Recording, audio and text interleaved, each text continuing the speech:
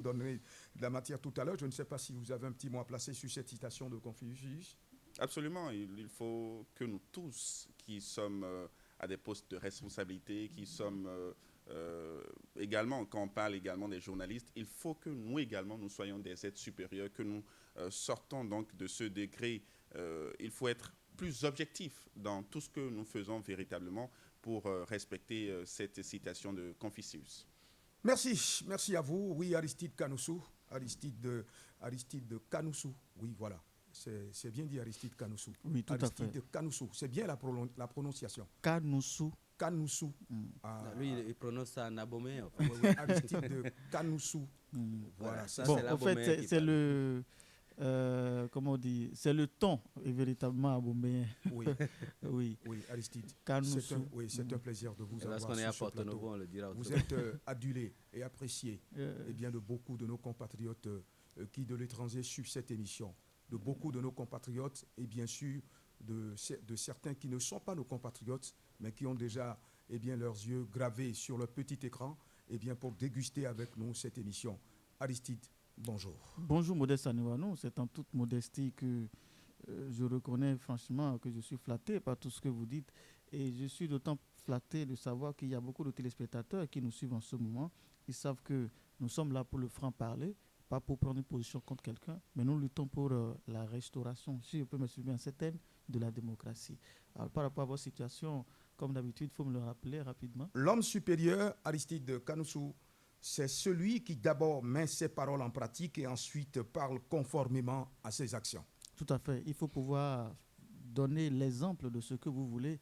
Comme on dit, la charité bien ordonnée commence par soi-même. Il faut pouvoir donner l'exemple, donner le pli avant que les autres ne prennent le pli. Donc quand vous-même vous dites quelque chose et vous faites le contraire, pour après revenir dire faites ce que je dis, ne faites pas ce que je fais, je pense que vous êtes vous-même en contradiction avec votre personne et votre personnalité. Donc il faut pouvoir donner l'exemple soi-même avant de pouvoir espérer que les autres prennent le pli. Et c'est comme dans le jargon militaire où on dit exécution avant réclamation. Il faut vous-même exécuter avant de réclamer que les autres fassent ce que vous voulez. Merci à vous, merci à vous. L'autre baobab qui est en face de vous, Valentin Dibochat, qui n'a pas sa langue dans la poche, je l'ai baptisé ici récemment, le pasteur Migua. Il est présent sur ce plateau. Valentin Dibochat, le pasteur Migua. De toute façon, bien, vous connaissez Patrick Nguemandon qui n'est plus de ce monde. C'est lui qui a le père Migua, bien, donc, qui est à Zomoville. Bref, Valentin Dibochat, bien, on établit la liaison avec le studio B de Morning Live où bien, notre consoeur Naomi Soumanou a déjà pris position pour nous permettre bien, de suivre le journal de Morning Live. Modeste Saliwanou, à nouveau bonjour, c'est un plaisir de vous retrouver une nouvelle fois ce week-end. Mesdames et messieurs, c'est un plaisir également de vous retrouver ce dimanche pour ce journal de Morning Live. Actualité nationale, le socio-anthropologue Ludovic Haïfon analyse le contexte électoral au Bénin au regard de tous les soubresauts qui ont agité depuis 2019 l'organisation des élections sous le régime du président Patrice Talon. Pour lui, quand on connaît celui qui est en face, on doit pouvoir prendre ses dispositions. Il estime par ailleurs que c'est le moment pour le parti Les Démocrates de sortir de sa léthargie. Il est au micro d'Aristide Kanoussou et de Silver Béanza. À la lueur où vont les choses, on a l'impression qu'on veut vivre tout ce qui s'est passé lors des municipales. Parce que les frustrations ont commencé déjà au niveau de l'obtention de quitus. Et on a l'impression qu'on veut exclure des gens. C'est l'impression qui se dégage. C'est ce qui s'est passé la dernière fois où finalement on s'est retrouvé avec les deux blocs que nous connaissons. Alors, mais la situation est à analyser sous deux angles. Alors, il faut que les acteurs de l'opposition puissent aussi jouer leur partition. Parce qu'on dit qu'il veut voyager loin ménage sa monture. Lorsque vous êtes face à un gouvernement qui apparemment ne veut pas vous accepter, qui apparemment crée des conditions pour vous empêcher d'aller à ces élections. Et donc, pour constituer un contre-pouvoir pour lui, je crois qu'il est normal que l'opposition se lève tôt. Se lever tôt veut dire qu'elle, du moins, fasse en sorte de ne pas être surprise par exemple, l'obtention des quitus. Parce qu'on connaît les dossiers à fournir, le nombre de femmes dans les propositions, tout ça, c'est connu d'avance. Et donc, elle devrait commencer à préparer tout ça à temps, au lieu d'attendre la veille ou d'attendre rentrer dans le processus, dans la phase opérationnelle pour commencer à tituber. On va nous dire que même les partis qui sont dits de la mouvance aussi ont connu quelques difficultés, c'est sûr. Mais si chacun d'eux s'est préparé un peu plus tôt, je crois qu'on devrait éviter ces petits problèmes. Alors, moi, je pense plutôt que cette décision, si on peut aborder en même temps, alors, cette décision de la Cour constitutionnelle est salutaire. C'est vrai qu'on a toujours l'impression que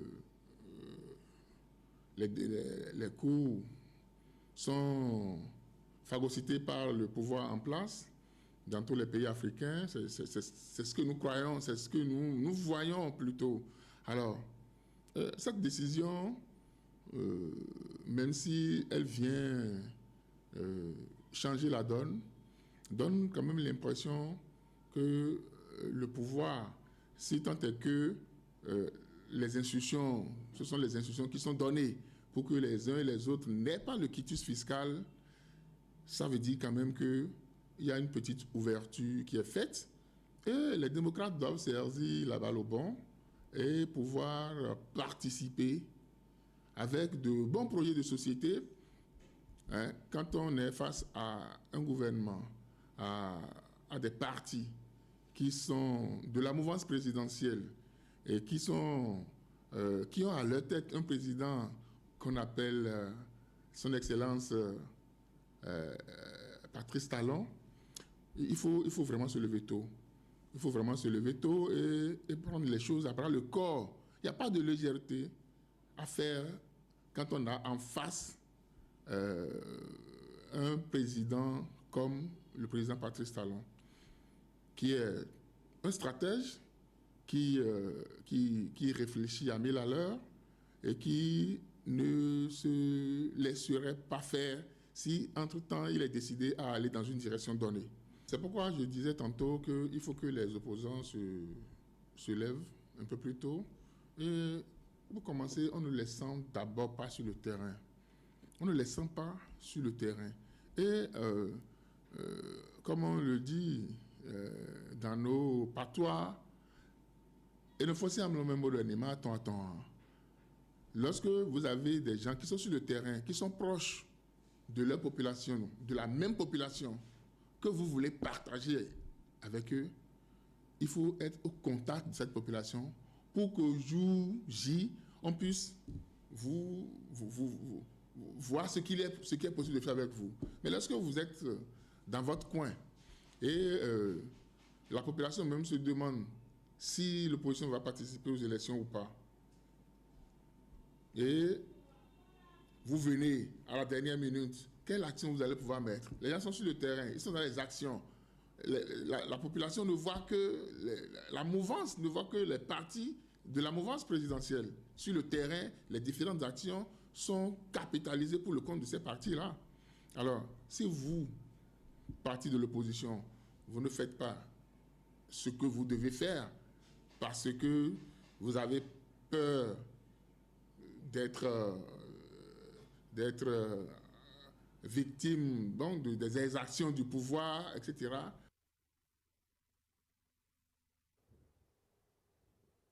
Et voilà, mesdames et messieurs, c'est ainsi que se referme ce journal de Morning Live de ce dimanche. Merci de m'avoir suivi. Modeste Aliwanou, je vous rends l'antenne.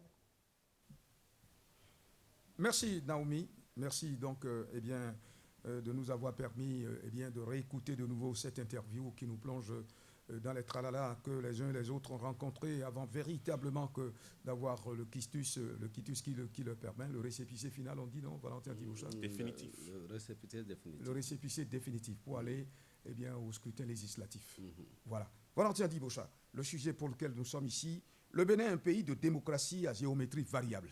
Le Bénin, un pays de démocratie à géométrie variable.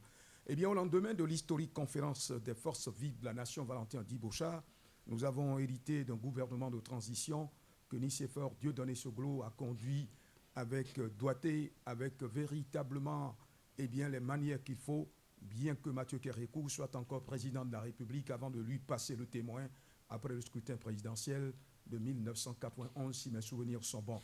Valentin Diboucha, en 1996, nous avons une première alternance au pouvoir, puisque le général Caméléon est revenu reprendre le pouvoir.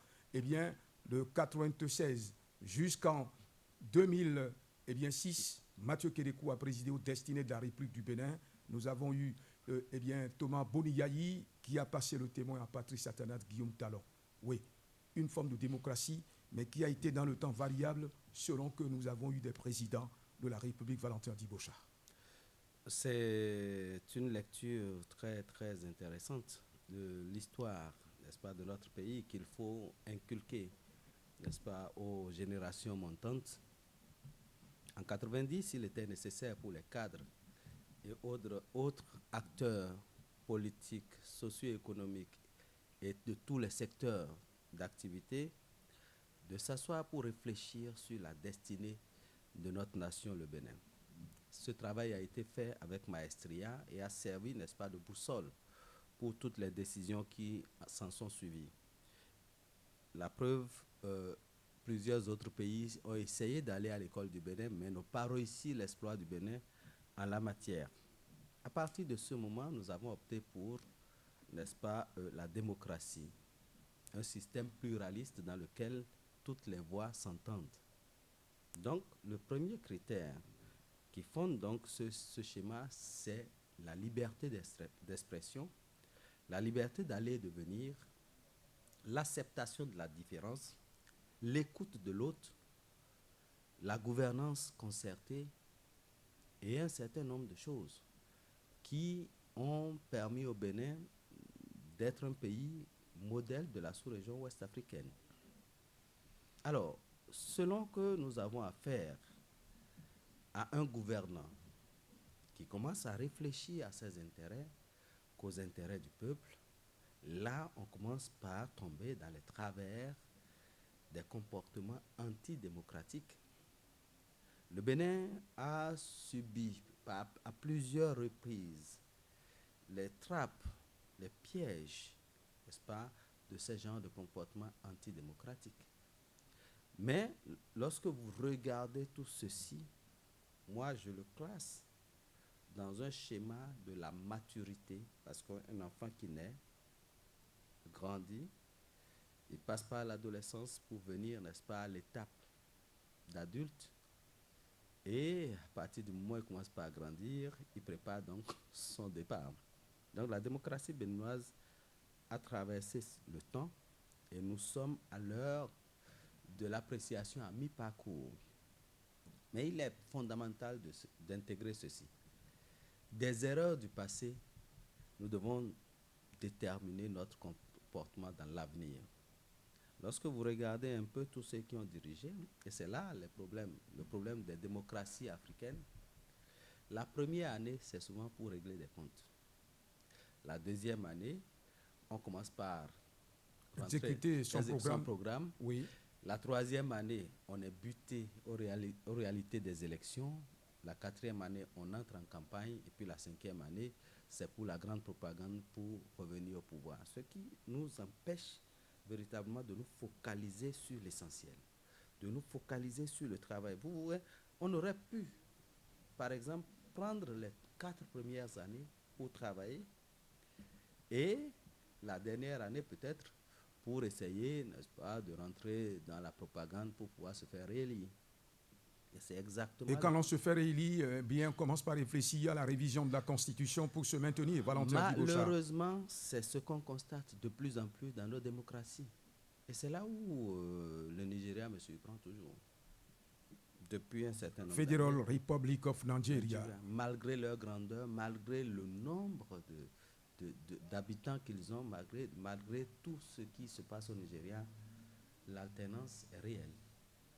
Donc, Merci. voilà. Merci Valentin Dibosha. Je vais vous revenir à Aristide de Kanoussou. Eh bien, vous êtes également sur ce plateau. On a connu plusieurs présidents de la République. Mathieu Kérékou, eh bien, si vous voulez que je m'exprime en ces termes avec la transition, Nicéphore Dieudonné Soglo, Mathieu Kérékou 2, Thomas Bonigayi et aujourd'hui, eh bien, Patrice Athanas Guillaume Talon. La démocratie béninoise est allée en dents de cire, puisque, eh bien, en dents de scie, si vous permettez, eh bien, parce qu'il y a des moments donnés, il y a eu des soubresauts qui auraient pu basculer le pays dans ce que je n'ose pas dire à ce micro. Oui, c'est comme le disait Irénée Agossa, chacun vient faire sa démocratie. C'est ce que nous sommes en train de constater. Chacun vient faire sa démocratie. Or, si nous nous référons à l'ancêtre de la démocratie, qui est la démocratie athénienne, ce n'est pas ce que nous traversons depuis 1991. D'accord ? Vous savez qu'il y a 60 indicateurs regroupés en 5 catégories qui permettent justement de désigner un régime démocratique. Les 5 catégories sont, la première catégorie, c'est le processus électoral et le pluralisme. Le processus électoral et le pluralisme. La deuxième catégorie, c'est la liberté civile. Et vous savez tout ce que ça regroupe aussi. La troisième catégorie, c'est le fonctionnement du gouvernement. Et la quatrième catégorie, c'est la participation politique. Et la cinquième catégorie, eh bien, la culture politique. Quand nous prenons les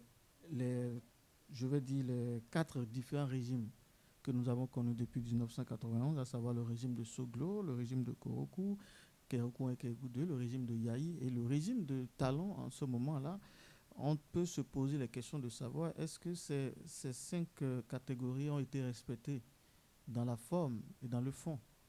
Et quand on se pose ces questions, on peut faire le résumé pour dire chacun a fait à sa manière. Quand on prend l'exemple du régime de Soglo, vous savez qu'à l'époque, les gens dénonçaient les dérives de clientélisme et l'autoritarisme de la première dame en son temps, qui influençait sérieusement les décisions du président Soglo. D'accord ? Et ceci irritait plus d'un. Donc, c'était leur forme de gouvernance, mais qui n'était pas forcément adaptée aux réalités du moment.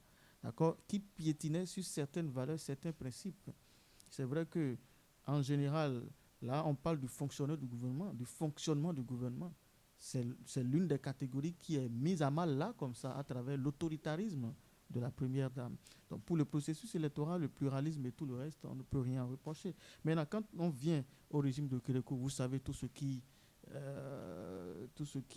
a eu cours avant même le Kérékou 1 et le Kérékou 2. Et comme on le dit, il est difficile, chasse en quelque sorte l'habitude et elle reviendra certainement au galop. Donc, Kérékou 1 et Kérékou 2 a essayé quand même, ces 2 régimes-là, Kérékou a essayé de garder le juste milieu. Mais quand on regarde de plus près, il y a aussi ces insuffisances. Et quand on vient au régime de Yahi, vous savez, et là aussi, on peut reprocher parmi ces 5 catégories plusieurs choses. La liberté civile, par exemple. On peut reprocher ce point-là qui a été en quelque sorte mis à mal, la liberté civile. Et le fonctionnement du gouvernement où le chef de l'État était obligé de répondre à toute forme de critique, était obligé de venir dire tout ce qu'il voulait à l'antenne. Et ça aussi, c'est des formes disons, d'insuffisance qui caractérisaient sa gouvernance. Il ne faut pas oublier, parmi les processus électoraux, le processus électoral de, je pense, 2011, où il a frappé un gros chaos. Et là aussi, il a militarisé les rues. Ça, c'est un processus électoral qui n'est pas transparent, qui ne réjouit pas. Donc, à partir de ce moment-là, on dit chacun vient et attaque ou montre ses faiblesses dans une catégorie donnée. Et après, le régime de Talon est venu. Là, je ne suis pas tenté de dire que c'est la catastrophe. Parce que là, on prend un journaliste aujourd'hui, on lui colle une amende de 50 millions de francs CFA. 50 millions à travers le code du numérique, si je ne me trompe pas. Le 50 millions de francs CFA, 5 ans, 10 ans d'emprisonnement, pour avoir dit peut-être quelque chose qui ne rencontre pas l'assentiment d'un régime. C'est de ça qu'il est question. Le fonctionnement du gouvernement. Aujourd'hui, on a dit que, bon, on doit pouvoir être dans une démocratie participative où chacun doit mettre la main à la pâte en quelque sorte. Mais quand vous observez, les gens dénoncent et nous entendons. C'est toujours les mêmes qui sont repositionnés, c'est toujours les mêmes qui servent ce gouvernement. On attendait depuis fort longtemps des recrutements qui pouvaient permettre à ce que, des recrutements vrais et réels, qui pouvaient permettre à ce que la jeunesse sorte de la précarité. On nous dit qu'il y a des emplois indirects et tout ceci parce qu'il y a construction de routes. Ce n'est pas de ça qu'il est question. Donc la liberté civile, le fonctionnement du gouvernement et le processus électoral, la participation politique, ça, vous le savez. Et depuis 2016, on n'a pas eu d'élection inclusive, à part cette fois-ci où nous sommes en train de vouloir avoir les démocrates qui vont, en tant que parti politique de l'opposition reconnus, authentiques, comme j'ai l'habitude de le dire.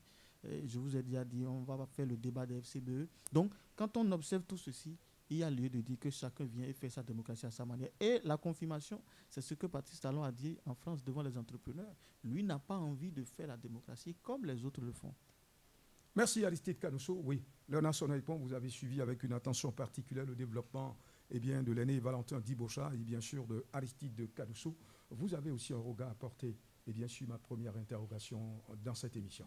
Absolument, et moi je pense qu'on devrait déjà commencer par les piliers de la démocratie, qui sont bien évidemment la séparation des pouvoirs, c'est-à-dire l'exécutif doit être différent du législatif et du judiciaire. Il y a également la souveraineté du peuple, ce qu'on constate de moins en moins.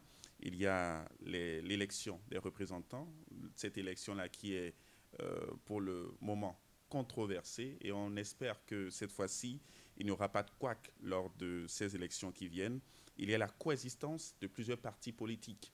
Les partis politiques, on l'a connu également à travers beaucoup de mécanismes qui ont freiné ce mécanisme-là, alors qu'au début, on était parti sur du pluralisme intégral. Aujourd'hui, on est toujours sur la même dynamique, seulement qu'il y a des textes qui harmonisent, qui veulent que véritablement la donne puisse changer, même si on dit clairement dans les tests qu'on n'a pas changé de paradigme, qu'on est toujours sur la même voie. Il y a également l'égalité des droits. Aujourd'hui, avec l'existence de la criette et d'autres institutions, certaines personnes dans la République se sentent menacées, ont peur. Ils se disent, ou elles se disent, est-ce que véritablement, devant la loi, nous avons les mêmes chances? Est-ce que devant la loi, quand on ira pour un contentieux, est-ce que nous avons les mêmes chances de pouvoir sortir gagnant? Il y a l'égalité des droits, il y a également le respect des libertés. Et quand on parle du respect des libertés, il y a la liberté d'expression, la liberté d'association, qu'ils vous souviennent, à travers donc, cette loi-là sur le terrorisme. Quand vous faites un rassemblement de plus de, je crois, 3 personnes, on peut vous disperser rapidement parce qu'on peut estimer que c'est pour une œuvre terroriste que vous êtes là. Et il y a également la liberté d'expression. Et quand on prend la liberté d'expression, c'est dans plusieurs marges. Il y a la liberté donc, des journalistes de s'exprimer. Il y a l'autocensure que font de plus en plus les médias parce que, sachant que s'ils parlent d'un sujet, il pourrait être censuré rapidement par le pouvoir en place. Il y a également cette liberté d'expression-là qui fait que aujourd'hui, quand vous allez faire des vox pop, quand vous sortez véritablement pour même aller interroger ceux-là qui doivent parler, même je prends des personnes qui sont habilitées, qui doivent donner l'information, ils ont une certaine peur au ventre, même les populations, même ceux-là qui, quand je prends les universitaires, qui doivent parler sur des domaines pointus, ils ont encore peur malgré que ce n'est pas de la politique. Et donc, quand on prend déjà ces piliers de la démocratie et que vous prenez de 1990 à aujourd'hui, vous voyez qu'il y a une certaine déliquescence. Mais moi, je pense que c'est quand même, ça fait quand même du bien à la démocratie parce que vous ne pouvez pas devenir épais sans passer par l'épreuve du feu. Et donc, aujourd'hui, nous sommes en train de passer par cette épreuve du feu. C'est aux autres gouvernants de véritablement mesurer l'enjeu et de voir véritablement ce qu'il y a de mieux pour le peuple. Est-ce que le peuple aspire vraiment? Est-ce que c'est cette démocratie-là que Yaeboni a qualifiée de Nescafé qu'on veut encore, ou clairement une autre démocratie que le peuple veut véritablement? Valentin Dibosha, le respect des institutions de la République reste un socle d'une véritable démocratie. Mathieu Kérékou II, avec tout le respect que je dois à son âme, paix à son âme, Valentin Dibosha, semble-t-il à respecter véritablement cette partition de la démocratie, à moins que, eh bien, je me trompe sur ce plateau. Vous avez la latitude de véritablement me contredire, mais à mon avis, eh bien, cette dimension aura été véritablement respectée par le général caméléon Mathieu Kérékou, paix à son âme. Premier principe, respecté par Mathieu Kérékou, c'est la liberté d'expression. Mathieu Kérékou II était totalement à l'antiphase de Mathieu Kérékou I, c'est-à-dire celui qu'on a connu au moment où de 1972. Au moment où je naissais, là. Oui. Ce Mathieu Kérékou, dont on nous a parlé si tant, en mal, est revenu, Bible en main, on se rappelle très bien, et a totalement métamorphosé, laissé chacun s'exprimer. Quand j'étais petit, on me dit qu'on ne pouvait pas se permettre de dire ce qu'on voulait sous le PRPB. Mais sous Mathieu Kérékou II, il dit, notamment aux acteurs des médias, tant que cela pouvait leur servir de pitance, il faut les laisser parler. Et aujourd'hui, lorsque vous regardez un peu les comportements, c'est-à-dire, tout semble être régenté. On a peur de parler, on a peur, parce que même on ne maîtrise même plus toutes les lois qui sont votées. Et parfois, il y en a qui les traitent de lois scélérates, c'est bien ça. Scélérates. Donc, il faut forcément que nous regardions un peu, nous regardions dans la glace. Vous avez parlé des vox populi, par exemple. Même les acteurs de la société civile n'existent plus. Et ça, s'ils existent, moi, je veux bien les connaître. Les plus virulents avant, on dit, bon, nous, on a suffisamment fait le combat et on est fatigué, il faut passer la main à d'autres. Mais il y en a qui pensent que c'est parce qu'ils sont imbibés dans le biberon qu'ils ont du mal à s'exprimer. Donc, sous Mathieu Kérékou, oui, on pouvait constater quand même une séparation des pouvoirs. Les institutions étaient indépendantes. Vous savez, on a dit la séparation des pouvoirs, le législatif, l'exécutif et puis le judiciaire. Mais je vous assure, regardez, observez un peu les choses. Les condamnations n'étaient pas dictées du ministère de la Justice, de la législation des droits de l'homme. L'avènement de la Criette aurait pu être salué, applaudi, célébré. Parce qu'on dit que c'est une cour qui lutte contre le terrorisme.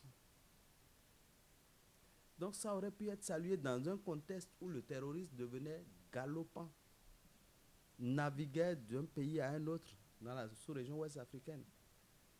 Et pourquoi cet instrument est perçu comme un outil de prédation de l'opposition? J'ai lu les raisons qui fondent le déplacement du président Patrice Talon sur les États-Unis. C'est la renégociation du MCC qui avait été suspendu l'année passée. Pour quelle cause? Pour des causes de démocratie. C'est-à-dire qu'on reprochait au Bénin de ne plus laisser la parole libre, et dès que quelqu'un fait semblant de s'opposer, donc on le mettait au youf ou on l'éjectait. Et donc, ça faisait partie des raisons pour lesquelles le MCC avait été suspendu. Et aujourd'hui, puisqu'on sent, n'est-ce pas, que les choses ont bougé, les choses ont évolué, on a réouvert la possibilité pour le Bénin de venir renégocier le MCC. Vous voyez, c'est quelques indicateurs qui nous amènent à nous mirer dans la glace et à nous arrêter pour revoir ce qu'on a commis comme erreur et les corriger. Autrement dit, vous confirmez avec moi que Mathieu Kérékou aura respecté les institutions de la République les droits les plus élémentaires de la personne humaine ont été aussi respectés, la liberté d'expression aura été aussi véritablement respectée sous le règne du général caméléon Mathieu Kérékou. En fait, je ne veux pas m'attarder sur la personne de Kérékou. Je veux m'attarder sur l'ère Kérékou. Pas l'individu, mais l'ère. Ça a été une bonne ère pour vous, Valentin Dibauchard. Ça fait partie des ères que j'ai vécues en tant que jeune. J'ai vécu pleinement, au fait. Et là, je peux en parler. Et quand on regarde un peu ça, oui, on peut se dire, à comparer.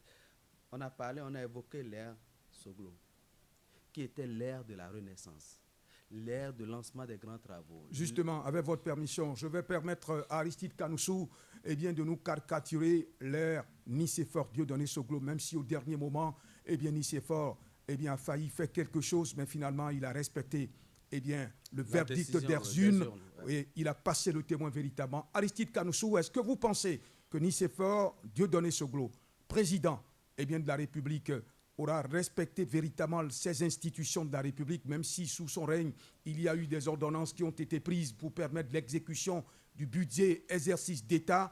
Est-ce que vous avez le sentiment que les institutions de la République auront été respectées? Aristide Kanoussou.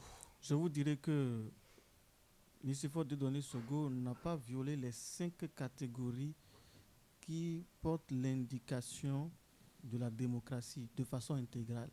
Mais son régime a violé quand même quelques-unes ou deux. D'accord? Donc, je vous parlais par exemple des dérives de clientélisme, de népotisme. Ça, c'est un mauvais fonctionnement du gouvernement. Mais il faut quand même saluer, et nous l'avons dit sur ce plateau il y a quelques semaines, sa clairvoyance de pouvoir respecter la décision des urnes. Comme les gens ne lui ont pas pardonné, d'ailleurs, jusqu'à aujourd'hui, le fait qu'il puisse, en tant que chef d'État, échouer, organiser une élection et échouer. Oui. Et là, il a démontré sa grandeur d'esprit de pouvoir passer ce niveau-là. Et on peut jusqu'à aujourd'hui l'en féliciter pour cela. Mais bon, puisque en tant que chef d'État, il se laissait influencer par les décisions de la première dame, ce qui était vertement critiqué en son temps et remarqué sur le terrain déjà à travers les différents discours qu'elle menait, ça avait en quelque sorte atteint le bon fonctionnement de son régime en son temps. Donc, de façon ramassée, je peux dire que oui, il a réussi le pari, mais ce n'est pas sans insuffisance. Et c'est ces insuffisances que nous sommes en train de relever. Mais j'aimerais aussi ajouter que Valentin Soglo avait la lourde charge d'exécuter les décisions de la conférence nationale, ce qui n'est pas facile. Et il a fallu qu'il mette à contribution toute son expérience acquise à la Banque mondiale, toutes ses relations. C'était le bâtisseur au lendemain de la conférence nationale des forces vives de la nation. C'était le bâtisseur. Donc, il fallait amener quelqu'un qui a un carnet d'adresses assez fourni, qui a des relations très solides à l'international, qui a une capacité de mobilisation des ressources assez élevée. Et donc, Nicéphore Dieudonné Soglo s'est retrouvé dans ce schéma-là. Mais les vieux démons qui ont fait tomber Kérékou étaient toujours dans les arcanes du pouvoir. Les vieux démons qui ont fait échouer le système du PAPB étaient toujours dans les arcanes du pouvoir. Et donc, il fallait composer avec tout cela. Les charognards de la République étaient toujours là. Et donc, Nicéphore Dieudonné Soglo avait affaire à des gens qui épousent son idée, mais aussi à des gens qui sont tapis dans l'ombre, dans le système, et qui allaient contre les intérêts du système. Parce qu'il a procédé à certaines nominations et il a été obligé de dire, lors d'une conférence de presse qu'il a donnée, Valentin Dibauchard, que je ne peux pas les tuer et prendre leur arme pour venir faire le boulot.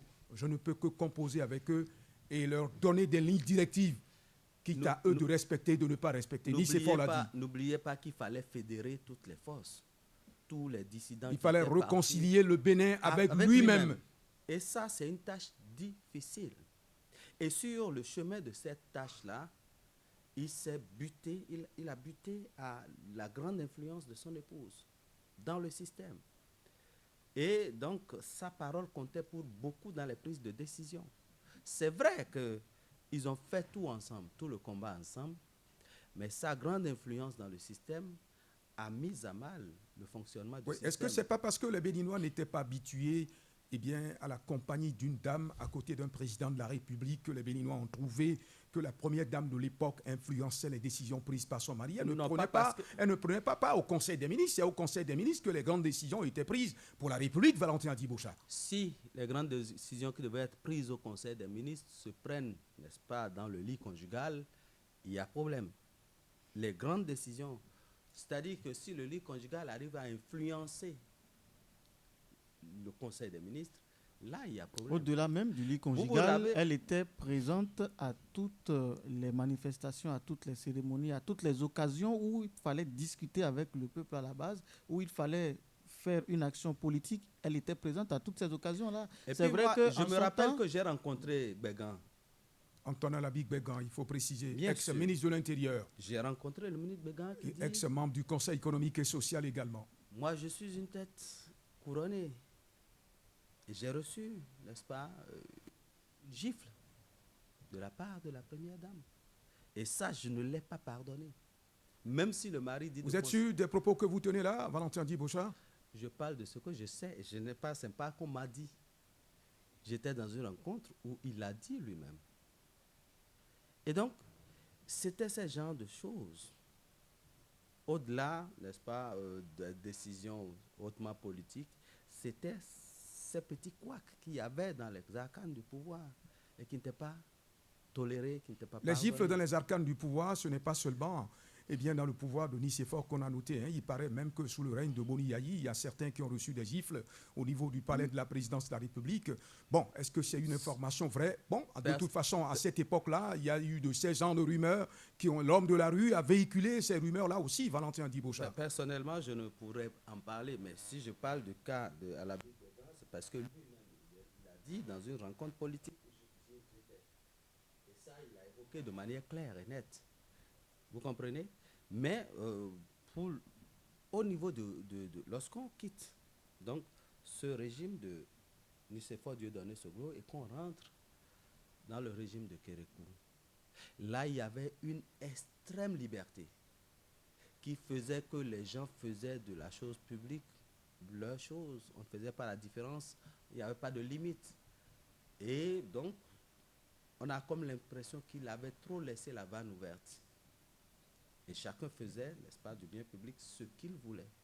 Donc beaucoup de Béninois se sont suffisamment enrichis sous le règne du général Caméléon Mathieu Kérékou. On lui reprochait Ce n'est pas un cercle vicieux qui s'en est accaparé des biens de la République à cette époque-là, Valentin Diboucha. On lui reprochait d'avoir trop fermé les yeux sur les incongruités de quelques autorités ou de certaines autorités du pays. Donc, il fallait à un moment donné limiter quand même ce genre de choses. Vous voyez, tout le travail qui avait été fait par Soglo, on bénéficiait, n'est-ce pas, de ces prébendes au niveau du gouvernement de Kérékou. Mais là, on a laissé les gens dilapider en quelque sorte les ressources publiques. Ça fait partie des choses qu'on reprochait à Mathieu Kérékou. Et donc, il fallait ramener quelqu'un d'autre.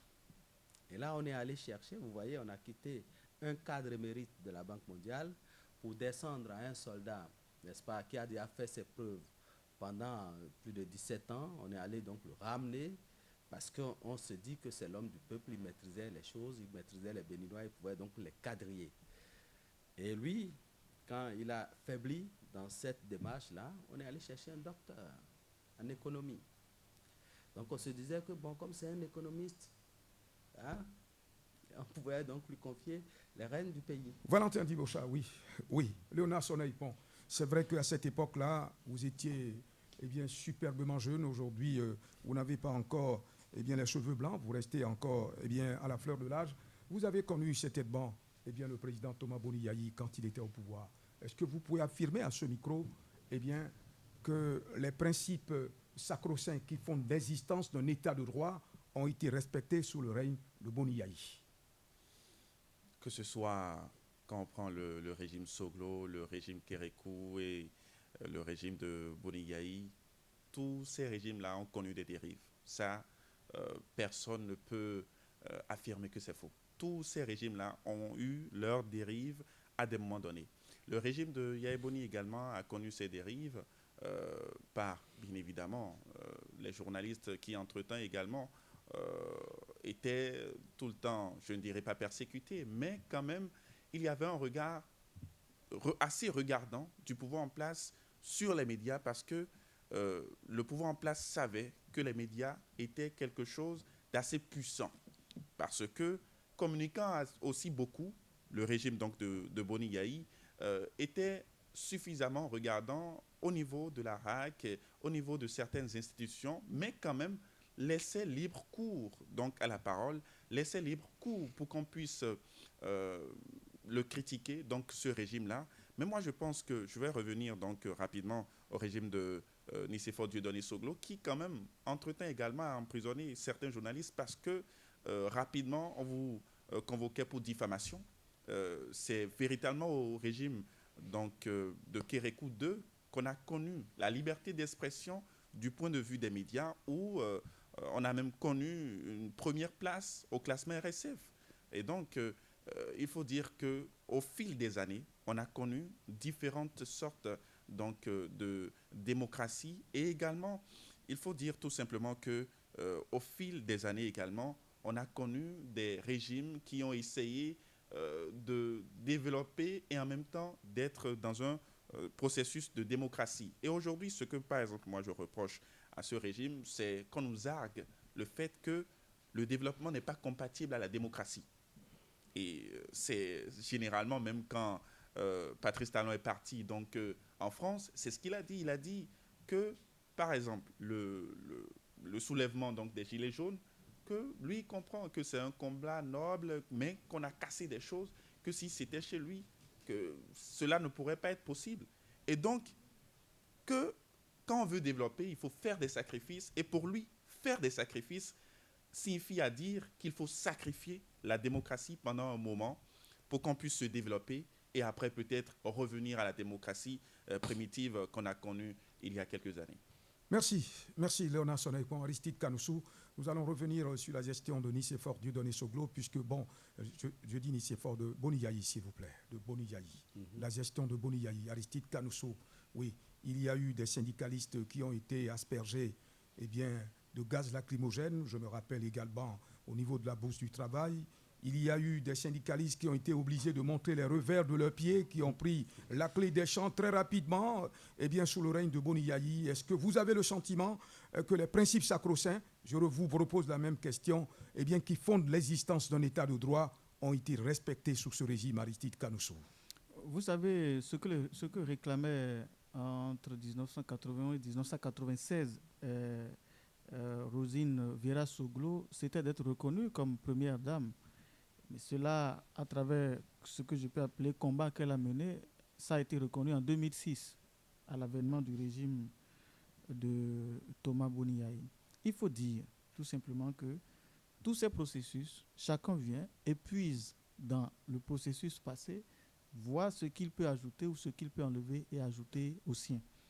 Et donc, le régime de Boni Yayi n'a pas voulu faire exactement comme le régime de Kérékou II, puisque ses intérêts étaient très menacés. Parce que c'est quelqu'un, Boni Yayi, vous connaissez le type d'homme qu'il est, il aime les bains de foule. Et il sait que dans la communication, il y a un pouvoir. Et quand il y a un pouvoir dans la communication, il faut maîtriser le monde de la communication. Mais seulement qu'il n'est pas passé par les procédés réels pour pouvoir faire cette maîtrise-là. Ce qui ne devrait même pas être le cas, quels que soient les procédés, il ne devrait même pas chercher à maîtriser ce monde-là. Parce que le monde de la communication et de l'information devait être libre. Et donc, dans son processus, que ce soit la presse, que ce soit les syndicalistes et même les fonctionnaires, c'était la désolation. Ils étaient tous consternés de voir qu'à la moindre occasion, on cherchait les moyens pour les taper sur le doigt. Et cela a véritablement joué sur son mode de gouvernance. N'oubliez pas que Pascal Todinou a été incarcéré pour une faute commise par son chauffeur qui, entre-temps, a commis une grossière erreur. Pascal Todinou, oui, il a été incarcéré. La loi Ciment. Donc, que ce soit les fonctionnaires, que ce soit les syndicalistes, que ce soit les travailleurs du secteur du privé, que ce soit les journalistes, on sentait qu'il y a un foutou. Il y avait comme un méli-mélo dans cette gouvernance-là où on devrait répondre à tout, on devrait sanctionner tout, on devrait contrôler tout. Et là, on constate finalement que eh bien, ça n'allait pas. Et de surcroît, ce qui a beaucoup plus étonné les gens, c'était en 2011 où il a frappé un gros chaos et il a militarisé les rues. Et cela, ça a marqué les esprits. C'est vrai que Talon aussi, il a fait un chaos. Et pour lui, vous savez que il a tellement mis les moyens que personne n'a voulu revendiquer quoi que ce soit. Ensuite, vous savez que il devrait organiser les élections. C'est ça même qui a fait que les arrestations s'en sont suivies en son temps. Il devait organiser les élections, mais il n'a pas pu le faire. Il y a eu un décalage d'1 mois ou 2 en son temps. Je parle du régime de Talon. Et tout ceci n'a pas pu être quand même élucidé. On va y revenir. On va y revenir certainement. Donc le régime de Yahi Boni, c'est un régime, il faut reconnaître, cet homme, c'est quelqu'un qui est très ouvert. Mais dans son ouverture d'esprit, il n'aime pas les critiques. Dans son ouverture d'esprit, il n'aime pas qu'on le ramène à l'ordre. Et quand vous, en tant que journaliste, vous vous aventurez sur ce terrain, vous risquez de vous heurter à son mur. Et quand vous êtes un syndicaliste et vous vous aventurez sur ce terrain, vous risquez de vous heurter à son bouclier. Quand vous êtes un fonctionnaire et vous vous aventurez sur ce terrain, vous risquez bien évidemment de vous heurter à tout son dispositif mis en place en son temps. Et donc, pour moi, il y a eu comme un problème de démocratie à la manière de Boni Yahi qui se posait. Et nous en sommes aujourd'hui au régime de Patrice Talon. Oui, oui, Valentin. J'aimerais revenir sur la marche verte de Boni Yahi. Le 7 juillet 2007, soit un peu plus d'un an après. La marche contre eh bien, la corruption. Oui, Valentin Dibochat. On se rappelle que ce jour-là, il était tellement engagé qu'il était tellement rapide que certains ministres avaient du mal à marcher à son rythme. Et nous, on avait interprété ça en son temps comme les ministres qui n'étaient pas prêts à prendre le train en marche, le train de la corruption. Valentin, je vous reviens dans un petit bout de moment. Je vais d'abord permettre eh bien, à Léonard Sonaïpon de réagir pour que eh bien, la technique répare un tout petit peu quelque chose à votre niveau. Le temps de vous revenir. Oui, Aristide Canosso. Oui. Léonard Sonaïpon, autant pour moi. Et il faut dire tout simplement que pour comprendre la gestion ou bien la démocratie au temps de Yahi Boni, il fallait connaître également l'homme. C'était quelqu'un d'assez impulsif. C'était quelqu'un qui réagissait généralement par son émotion. Et quand vous êtes quelqu'un qui réagit d'une telle manière, vous faites les choses et peut-être après, vous passez derrière, vous demandez est-ce que véritablement, est-ce que ça peut aller, est-ce qu'on peut faire quelque chose. Et c'était quand même un homme de cœur, c'était quelqu'un de très ouvert, comme le disait Aristide Canosso il y a quelques instants. Et il faut dire que durant son régime, il y a eu certes donc, des revers, des dérives, mais les luttes ont porté. Quand vous prenez par exemple les enseignants, au temps de Yahi Boni, ils ont fait des luttes, ils ont fait des grèves, ça a porté parce qu'après, ils vous écoutent. C'est ça l'essentiel. Parce que dans toute démocratie, dans tout gouvernement, je dis dans tout pays, il y a à certains moments des dérives. Maintenant, si les populations sortent et disent qu'elles ne veulent pas telle chose, il faut que le président qui est là puisse les écouter et puisse changer le paradigme. Si le président n'écoute rien du tout, qu'on se dit, mais on l'a élu finalement pourquoi ? Oui, on l'a élu finalement. Pourquoi ? Parce que quand on est président de la République, il faut se rapprocher du bas peuple pour comprendre eh bien, ce que veut le bas peuple. Il ne faut pas rester de l'autre côté eh bien, pour avoir des appréhensions par rapport à ce que le bas peuple veut. Valentin Dibochat, vous étiez en train de nous parler eh bien, du règne de Nicéphore, j'allais dire, non, de Boni Yahi, autant pour moi, oui. Alors la marche verte de Boni Yahi était un indicateur sérieux, était un acte fort qui montrait que ce monsieur était venu pour lutter contre la corruption, c'est-à-dire pour mettre fin à quelque chose qui a fait tomber son prédécesseur. Et je rappelais un peu cette scène où des ministres n'arrivaient pas à marcher à sa vitesse et couraient pratiquement, mais à un moment donné, ils étaient essoufflés. Et nous, on interprétait ça comme si des gens qui n'étaient pas prêts, n'est-ce pas, pour prendre le train en marche. Et juste après cette marche contre la corruption, les vieux démons ont fait miroiter à Boni Yahi, attention, si tu veux rempiler pour un second mandat, tu dois faire attention à tout ce que tu entreprends. Et cette idée de d'entreprendre, de revenir pour un second mandat, l'a hanté tout le temps. Ça fait que, au lieu de s'occuper, n'est-ce pas, de la lutte contre la corruption, il était plus préoccupé par le second mandat. Donc, il fallait faire des bains de foule, lancer des projets, poser des pierres par-ci, faire tellement de choses qui trop embrassent mal les trains. Donc, mais le pouvoir de Boni Yayi a eu le mérite, comme l'a dit mon collègue, de laisser parler les gens. Et lorsque on exprimait, n'est-ce pas, son mécontentement. Je me rappelle que certaines forces politiques s'étaient retrouvées à Boycon et avaient prédit le départ de Boni Yayi, mais finalement, tous ceux qui étaient dans cette force politique se sont retrouvés au gouvernement quand Boni Yayi a gagné les élections pour son second mandat présidentiel. Ça a toujours été ça. Oui. Même sous Patrice Talon, les gens se retrouvent ailleurs et réfléchissent, mais bon, ça ne porte pas les fruits. Donc, au fait, lorsque vous regardez un peu, cette idée de second mandat a dérangé tellement Boni Yayi qu'il n'a pas pu bien exécuter son premier mandat. À part cela, je préfère, vous avez évoqué, n'est-ce pas, le contexte dans lequel on a jeté des lacrymogènes sur des acteurs de la société civile qui marchaient, les syndicalistes et tout ça. Je préfère encore ça à l'interdiction de la grève. Je préfère encore ça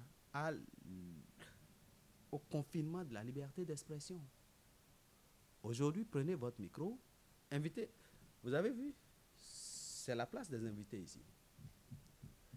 Mais vous avez du mal à mettre le grappin sur les invités. Oui, le dernier vous a envoyé un message à 2h du matin pour décliner l'offre. C'est ça.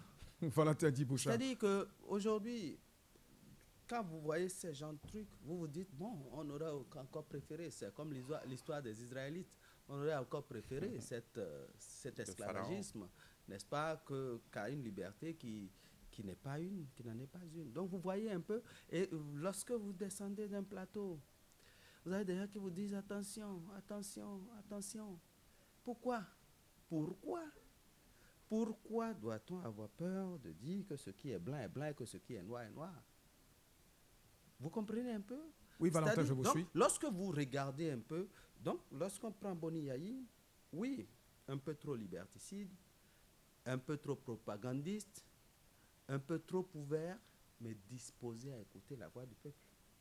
Disposé à écouter la voix du peuple. C'est vrai qu'à la veille du chaos de 2011, on a essayé de sortir les chars, mais les chars sont encore sortis, oui ou non? Les chars sont encore sortis. On avait regretté ces choses-là. On a regretté la grande puissance du chef de l'État. Vous vous rappelez que sous Boni Yayi, l'un des principes de la démocratie, c'est le droit à la citoyenneté.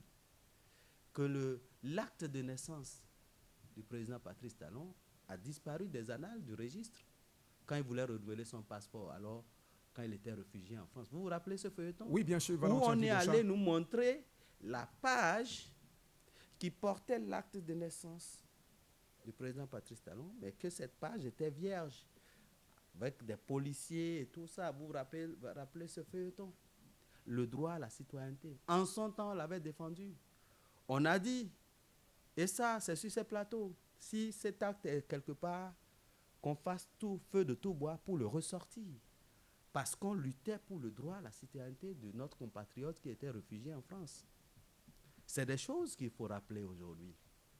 Pour dire que ce que nous disons, c'est un combat pour la démocratie. Une démocratie à géométrie variable, c'était ça.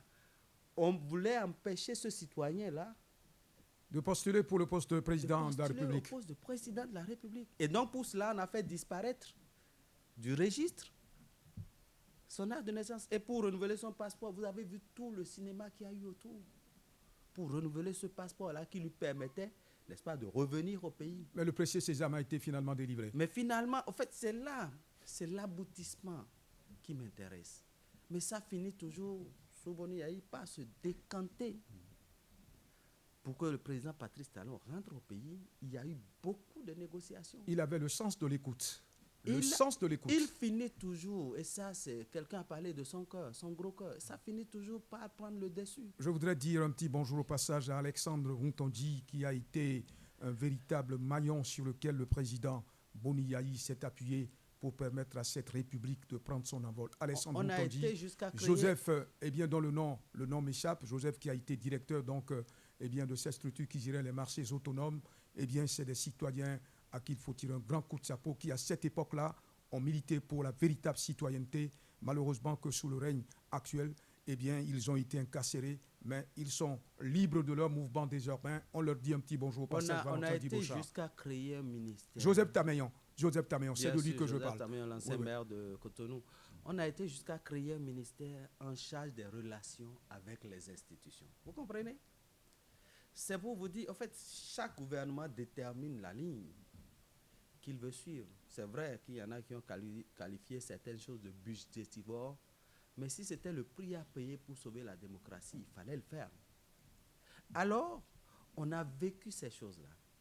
On a vécu ces moments, on se rappelle des marches qui partaient de l'Étoile Rouge et qui faisaient le tour, n'est-ce pas, de la ville de Cotonou. On se rappelle de la liberté d'expression qui permettait aux syndicalistes de prendre la parole. Même si parfois il y a des couacs, mais la parole était libre. Et on pouvait donc dire ouvertement ce qu'on reprochait au système. Maintenant, quand on est venu, je peux venir à Patrice Talon. Quand on est venu sous le régime de Patrice Talon, on a salué toute la machine qui a été mise en place pour dissuader les fonctionnaires dans leurs errances, pour restaurer l'autorité de l'État. On a salué les travaux qui ont été engagés. Vous vous rappelez ici qu'on a fait un reportage sur le quartier Kadiaon, par exemple, où on a vu la haie vive comme un autre pays. Les gens, lorsque vous circulez dans la haie vive, vous êtes fiers d'être béninois. C'était des axes qui étaient difficiles à résorber. Vous vous rappelez, le président Tsoglo vit à la haie vive, mais il n'avait pas pu faire ces choses-là en son temps. On a salué les grands chantiers qui ont été lancés dans le pays. Lorsque quelqu'un vient de l'étranger, quand il tombe à l'aéroport international Cardinal Bernardin Ganti, il est fier d'être béninois. Mais quand on aurait dit tout ça, quand on aurait lancé les grands travaux, quelle a été la répercussion sur le social, sur la vie des Béninois? Vous savez, aux États-Unis, dans les grandes crises, quand on lance les grands travaux, c'est pour absorber la masse de chômeurs qu'il y a dans le pays. Et là, j'ai parfois honte quand j'entends des responsables qui sont chargés, n'est-ce pas, de l'emploi. Vous voyez, il y a une structure qui s'occupe du recrutement ou je ne sais quoi dans la République et qui devrait normalement nous donner des statistiques fiables et qui compte des bas emplois, des emplois de 2 jours comme un emploi, et on nous fait des statistiques mirobolants qui ne cadrent, qui ne collent à rien dans le pays. C'est des choses, c'est des réalités.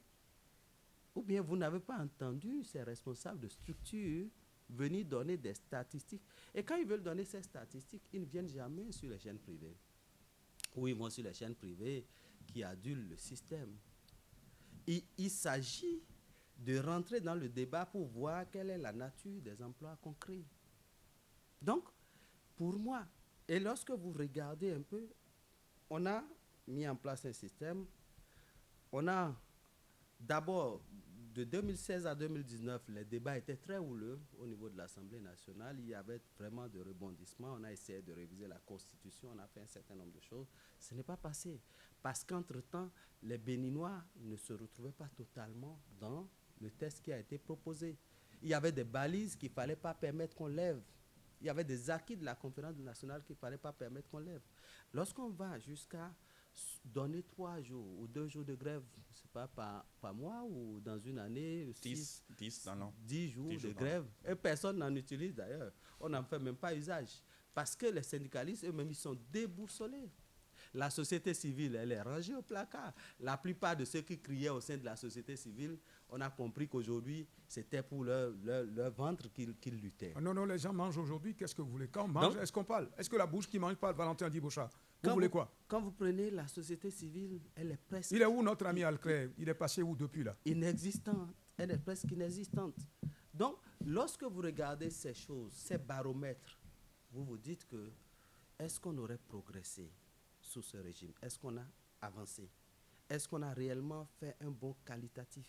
Et la totale, c'est le discours tenu à Paris.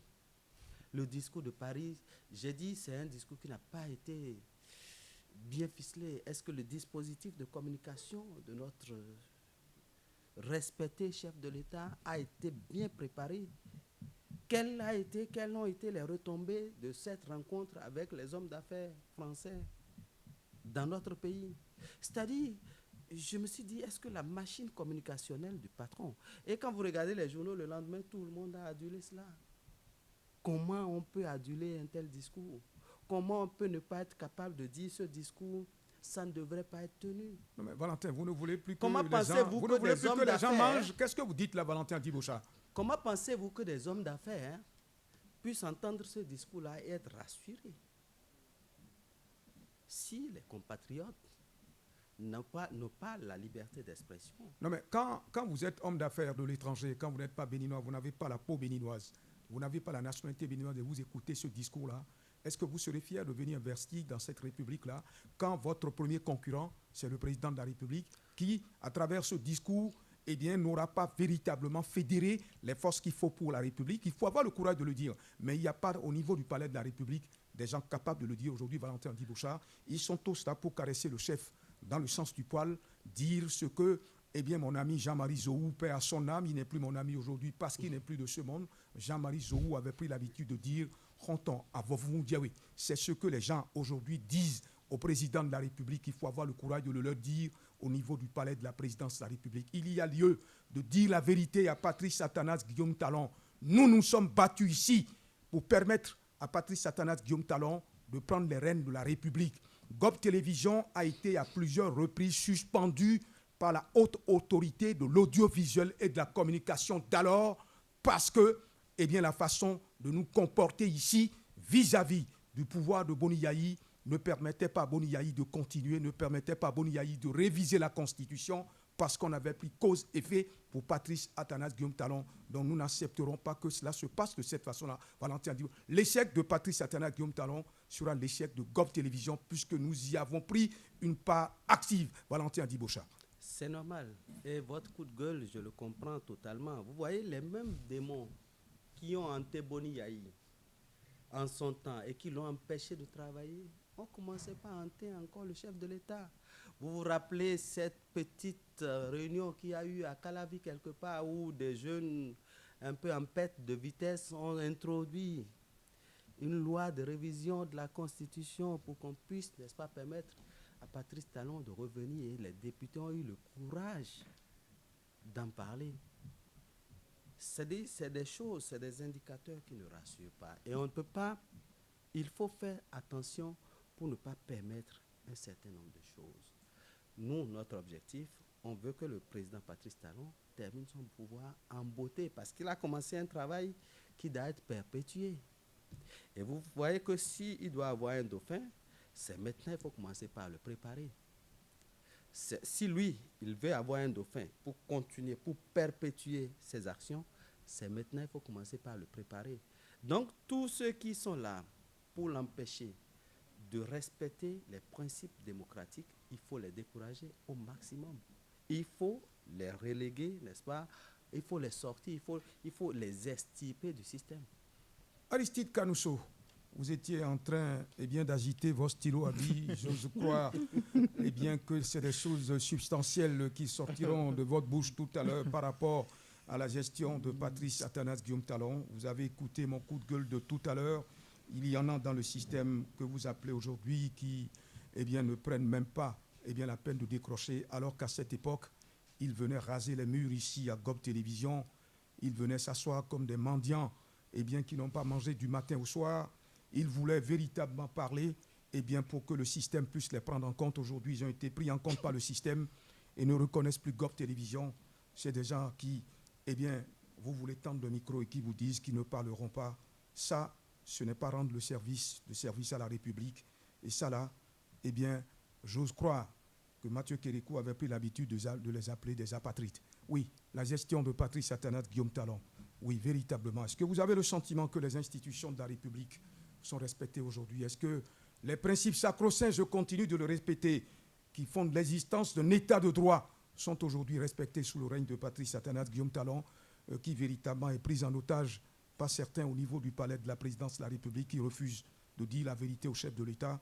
qui, dans le souci de sauver leur portefeuille, eh bien, font dos au président de la République, alors qu'en réalité, le président de la République a besoin des sons contraires pour se faire sa personne, parce que quand on veut diriger, ce n'est pas soi-même qui dirige, c'est les autres qui dirigent avec vous, et vous avez le dernier mot, eh bien, Aristide Kanoussou. Merci beaucoup, Modeste Saniwanou. Et votre chute par rapport à votre coup de gueule il y a quelques instants m'a intéressé. L'échec de Patrice Talon sera l'échec de Gulf Télévision. Vous avez une part, ou je vais dire, nous avons une part active dans cet échec-là. Et je voudrais qu'on fasse la nuance.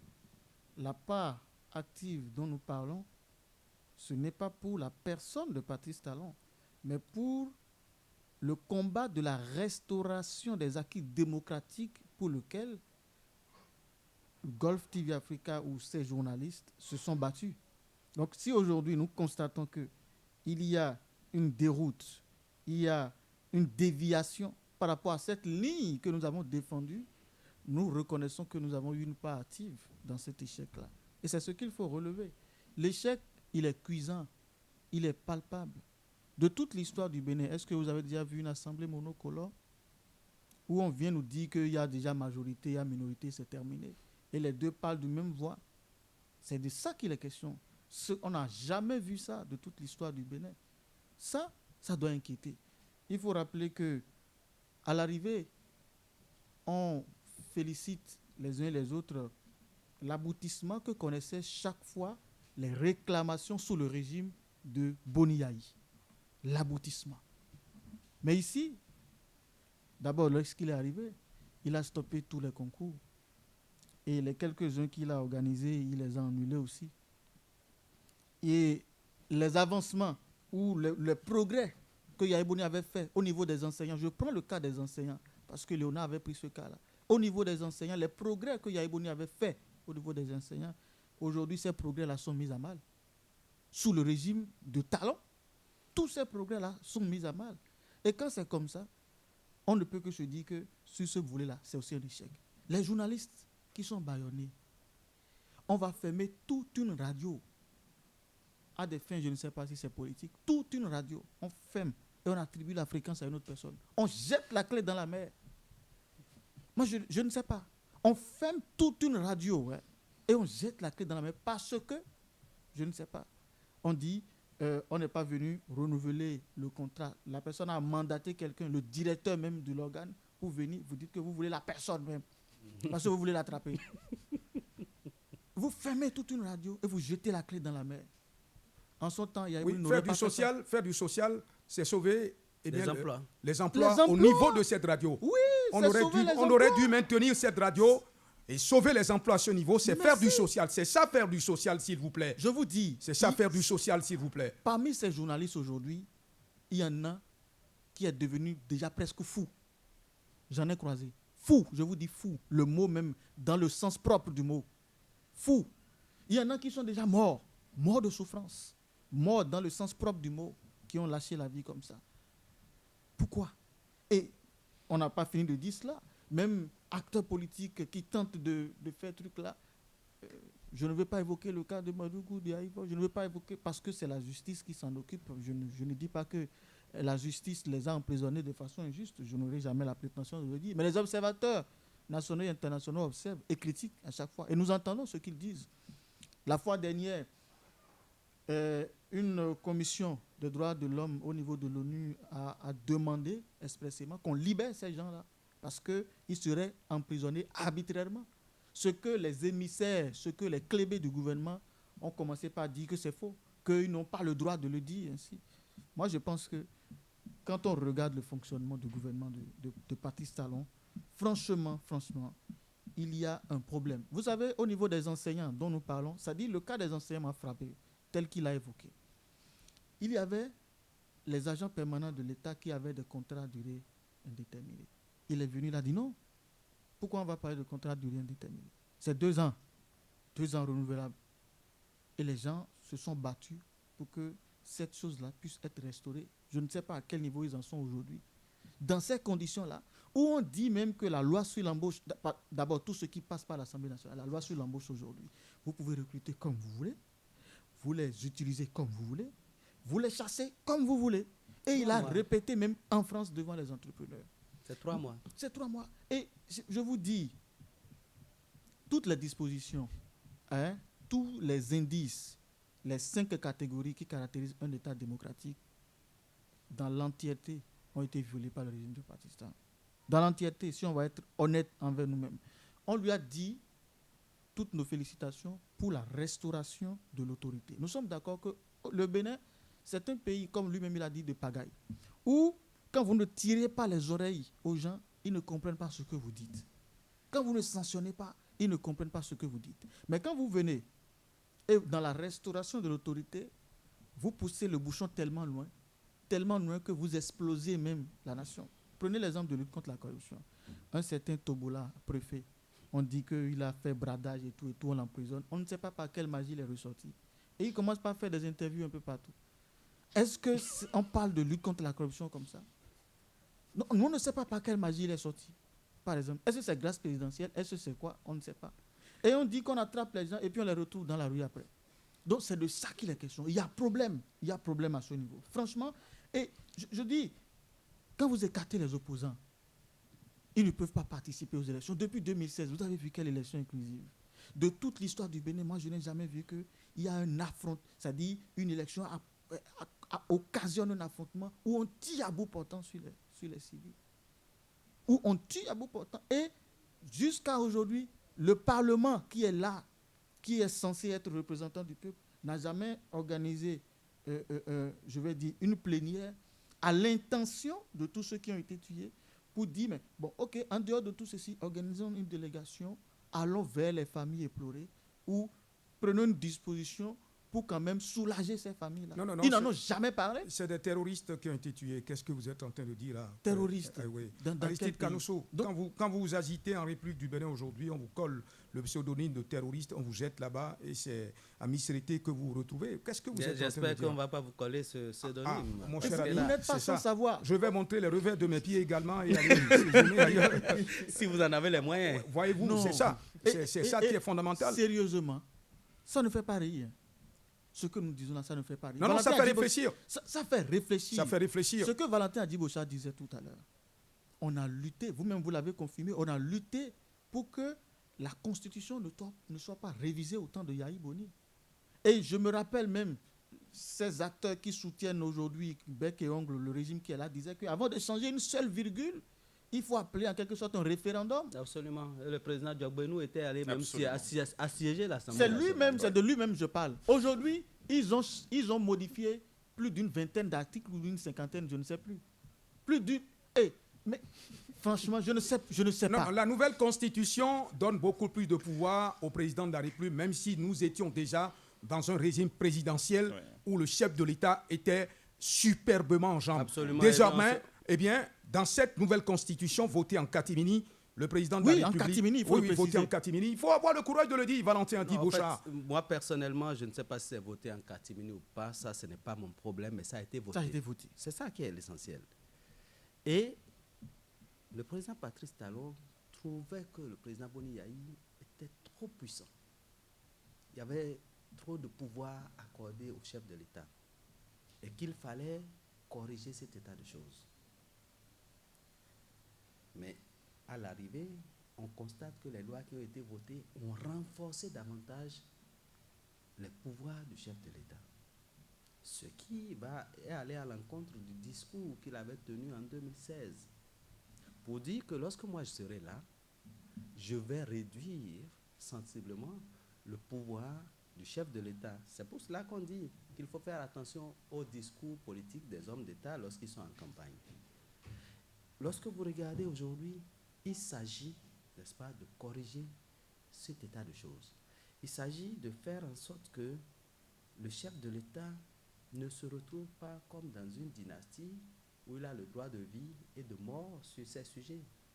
Vous voyez, on aurait pu croire à tout ce qui s'est passé lors de l'arrestation de Joël Aïvon. Mais les contextes, les conditions dans lesquelles ça s'est passé ont mis le doute dans le cœur des Béninois qui ont du mal à croire que cet émérite professeur d'université, un constitutionnaliste, je pense que c'est ce qu'il est. Oui, c'est un constitutionnaliste. Constitutionnaliste de terrain, il a précisé. En C'est pas sur papier. dehors du professeur Théodore Olo, qui a été président de la Cour constitutionnelle. Et je précise qu'il y a des lois qui, en son temps, avaient été votées sous le règne du professeur Olo en tant que président de la Cour constitutionnelle. Eh bien, des lois qui ont été rejetées, mais qui ont été avalisées sous le règne de l'autre là que vous connaissez. De ce rang-là, qu'on le prenne pour blanchiment d'argent, parce qu'on dit de justifier tout ce qu'il a dépensé pour engager cette tournée et tout le reste. Mais personnellement, je dis, il y en a qui ont dépensé doublement plus dans cette République pour les élections, mais qu'on n'a pas inquiété. Donc, cette justice à double vitesse pose un problème. Et vous voyez, les Béninois, même si on dit qu'on est à 80% analphabètes, encore que les statistiques ont bougé. Non, c'est pas vrai ça. Même si on le dit, mais les Béninois ne comprennent pas. Ils ne sont plus totalement en phase avec leur mandat. C'est-à-dire que nos gouvernants ne sont plus totalement en phase avec leur mandat. Prenez une Assemblée nationale qui cautionne tout ça, qui donne carte blanche à tout ça. Qui elle représente finalement? Vous savez ce qu'on reproche au président français, comment il s'appelle là? Macron. On lui reproche d'être l'avocat de l'oligarchie européenne, de l'oligarchie française. Et donc on a une Assemblée nationale qui n'est plus en phase avec le peuple. La 8e mandature n'a plus l'amour du peuple. Vous voyez, il y a normalement un amour entre l'Assemblée nationale et son peuple. Ils ont eux-mêmes du mal à dire qu'ils sont députés à l'Assemblée nationale. Oui, eh bien, Aristide Kanousso, quelques 4 minutes nous séparent de la fin de cette émission. On n'a pas fini, hein. On n'a pas fini avec le Bénin, pays de démocratie à géométrie variable. Valentin Dibosha, on va y revenir dimanche prochain parce qu'il y a encore des choses qu'il faut véritablement dire à travers donc, cet intitulé, ce sujet accepté par la direction générale de Gulf TV Africa, le Bénin, pays de démocratie à géométrie variable. Oui, Léonard Sonaïpon, vous n'avez pas eu le temps de réagir sur un certain nombre de choses. Excusez-le-moi, puisque de l'autre côté, il y avait des réelles substances qui venaient aussi. Vous en avez encore dans vos méninges. Mais s'il vous plaît, le temps qui nous est imparti est complètement et totalement terminé. Votre mot de fin. Mon mot de fin, rapidement, j'aimerais dire déjà que quand on prend les piliers donc, de la démocratie, il y a la séparation des pouvoirs. Vous regardez aujourd'hui que beaucoup d'institutions sont rattachées à la présidence, ce qui ne devait pas être le cas. Normalement, on devrait permettre à ces institutions-là d'être quand même autonomes et de pouvoir gérer le budget et de faire, à des moments donnés, des comptes à l'État et également aux populations. Quand vous prenez le législatif, les collègues en ont suffisamment parlé, les lois passent comme une lettre à la poste. Il n'y a pas encore qu'au niveau de la Cour constitutionnelle, combien de fois vous avez vu, on a jugé une loi anticonstitutionnelle? En tout cas, moi, je n'ai pas encore connaissance d'une loi jugée anticonstitutionnelle depuis qu'on a constaté ou depuis que ce Parlement-là s'est installé, donc la 8e législature. Quand vous prenez le pouvoir exécutif également, qui est omniscient, omnipotent, vous vous interrogez. Il y a également la liberté d'expression, la loi sur le numérique. Et je viens aux journalistes. Tant que vous êtes sur les réseaux sociaux, tant que vous êtes sur les médias en ligne, on vous prend rapidement parce qu'on estime que vous n'êtes plus journaliste, que vous êtes un citoyen lambda, que vous êtes une personne... Même devant votre micro, là. Oui, bon, encore que là, c'est un média traditionnel et la loi du numérique... Attention, même devant votre micro. Rapidement, ça peut aller dans tous les sens. Donc, la privation des libertés, et c'est à juste titre que Patrice Talon l'a reconnu devant les investisseurs français, la démocratie actuellement au Bénin est véritablement secouée. Aristide Kanousso, oui, vous n'avez pas fini d'épuiser, j'allais dire, de finir, vous n'avez pas fini, comment on appelle, la substance grise de votre monnaie, de votre ménage, mais le mot de fin, vous voyez, je perds mon latin parce que là, vraiment... Oui, je pense que c'est normal. Hein. Le sujet, c'est tellement dense et ça, c'est glaçant d'ailleurs. C'est glaçant au vu de ce que nous remarquons. Moi, je pense que nous devons, tel que nous en avons l'habitude, continuer par nous battre pour la restauration de cette démocratie-là. Il ne s'agit pas d'une prise de position, mais il s'agit d'un appel. Si ce que nous disons, le régime là se retrouve dedans, qu'il change de paradigme et il verra que nous tous on va applaudir. Nous sommes du côté du peuple. C'est notre responsabilité en tant que médias, c'est de dire ce qui est vrai et d'appeler chacun à prendre ses responsabilités. Tout simplement. On parle de séparation du pouvoir. Moi, je ne suis pas contre qu'il y ait une sorte de diplomatie au sein des pouvoirs bien que séparés. Mais quand c'est trop flagrant qu'un pouvoir a une influence sur un autre pouvoir, on doit pouvoir le dire aussi. Merci. Merci Aristide Kadousso. Oui, Valentin Dibosha. La société le civile, père Migwa. La société civile a démissionné. Les partis politiques ont démissionné. Les médias ont peur. Mais si jamais nous laissons tout ça, nous n'aurions pas rendu service au système. Donc notre rôle, c'est de rappeler un certain nombre de fondamentaux, d'appeler l'attention, n'est-ce pas, de nos dirigeants sur ces choses-là, de les amener à corriger ça, parce que Patrice Talon n'est qu'à la 2e année de son second mandat. Donc il a encore 3 ans. Et ces 3 années-là doivent être passées en beauté et les Béninois doivent se retrouver dans sa gouvernance et que comment vous appelez, on doit pouvoir faire le partage comment vous appelez ça, voilà, des richesses du pays. Donc il faut qu'on se retrouve dans un Bénin où chacun se mire à travers son gouvernement et chacun se retrouve à une travers société où il fera bon vivre pour chacun et pour tous. Voilà. Valentin Et donc, Dibosha. franchement, personnellement, je dis, ce que nous faisons, nous n'avons pas le droit de nous taire. Et quand nous sortons, les gens nous disent, attention, faites attention. Mais pourquoi? Pourquoi aurions-nous peur de dire ce qui ne va pas?